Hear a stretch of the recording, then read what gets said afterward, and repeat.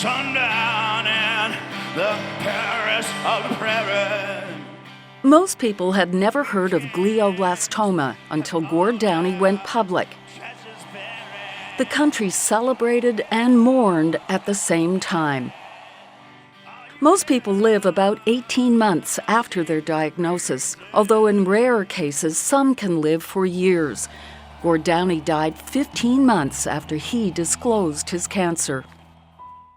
Some pretty high-profile cases, Bob. This one, the O'Brien children that went missing. Yeah, that was very tragic.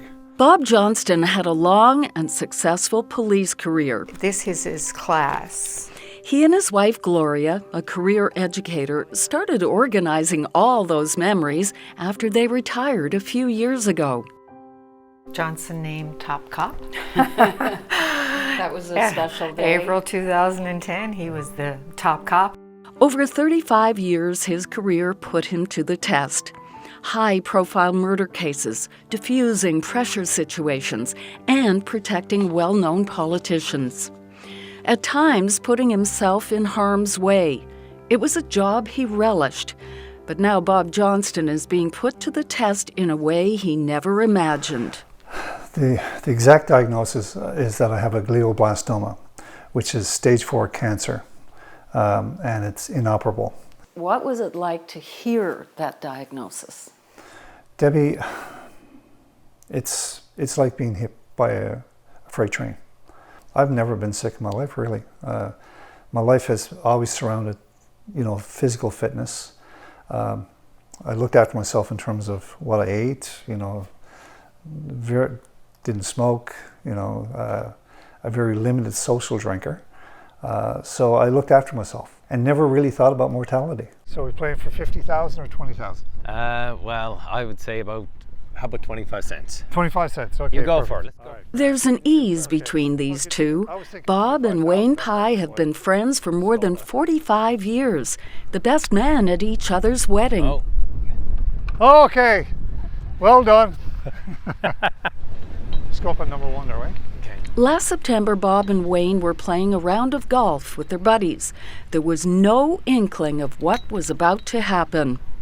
Well, we hit our balls, and of course, we always walk and talk together, and we come up, and Robert really didn't know where his ball was. It was like, I guess he just couldn't gather his thoughts, and he was searching. So anyway, we found our balls, and he looked at me and he said, "I'm not well." And I said, "Well, what do you want to do?" And he said, "I think we have to go to the doctor or to the hospital." The thing that I think about the most right here is when I realized that I was off, and I said, "Wayne, take me to the hospital."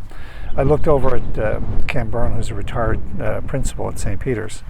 He's one of our golfing partners. And I looked over at him, and I saw the sheer panic and terror in his face, and I realized then how bad it was. And so that was the start of it. And then we went to the hospital, and within an hour, the doctor was telling me that, I had a brain tumor.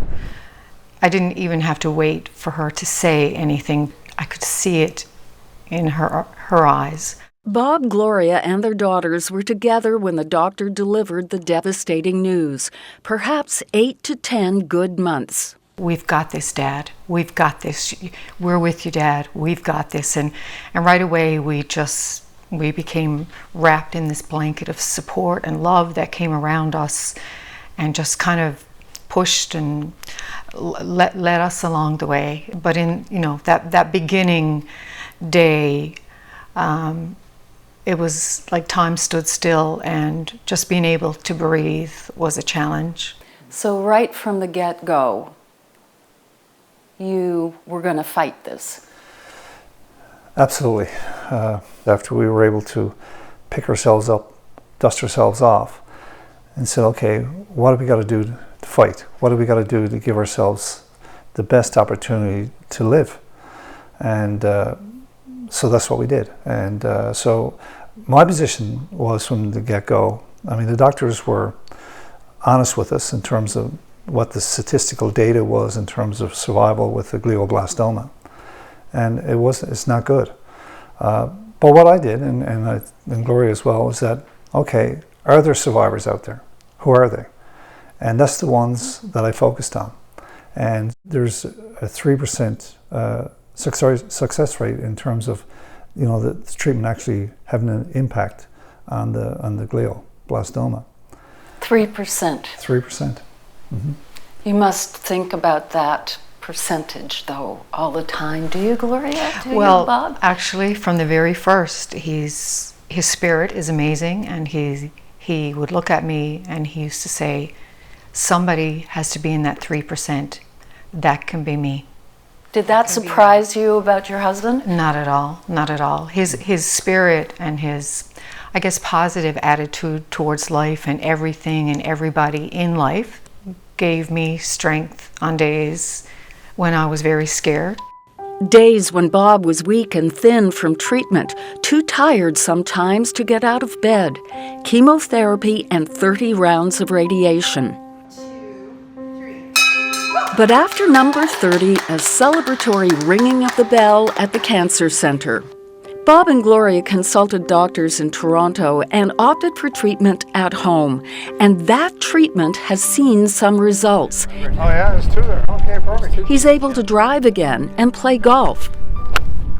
Wow, that's a nice shot, Robert. That'll work real well. Just recently, because of my latest MRI report, the swelling has gone totally off my brain. The tumor has regressed significantly. Why I'm where I'm at, I don't think anybody can really explain that. Good pensions, a Florida vacation home. People must have looked at you and thought, you had everything, world by the tail. Didn't get you down with this curveball that you were thrown?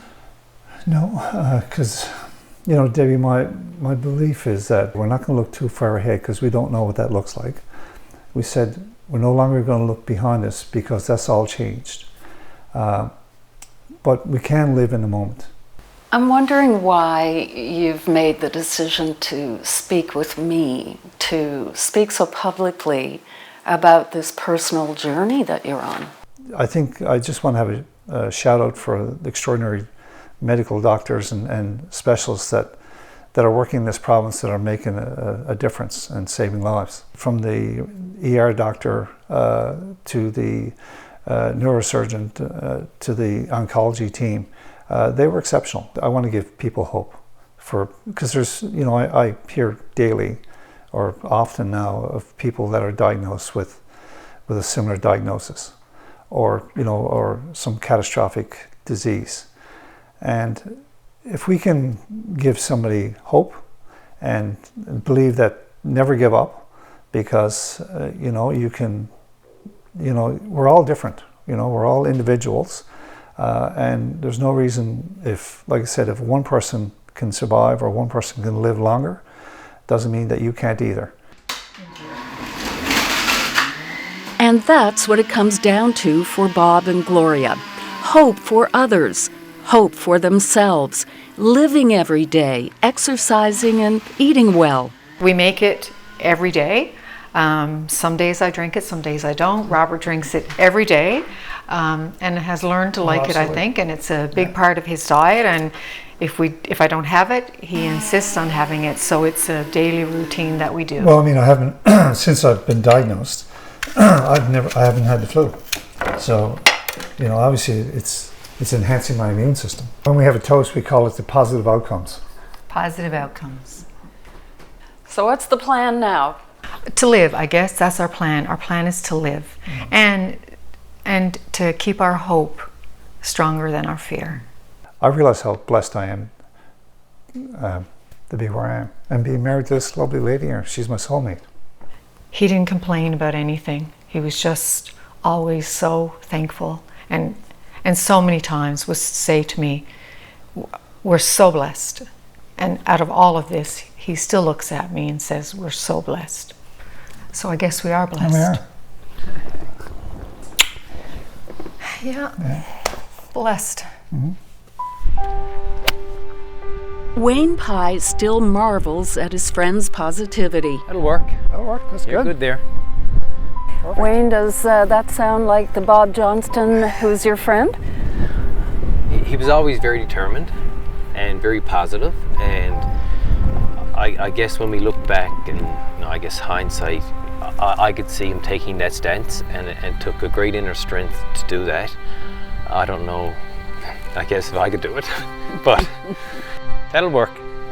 You know, I'm going to enjoy every moment, and I'm going to squeeze as much life out of this as I can, and I'm determined that, you know, if someone else could be a survivor for 20 years, I'm going for 21. He's a little competitive. Yeah.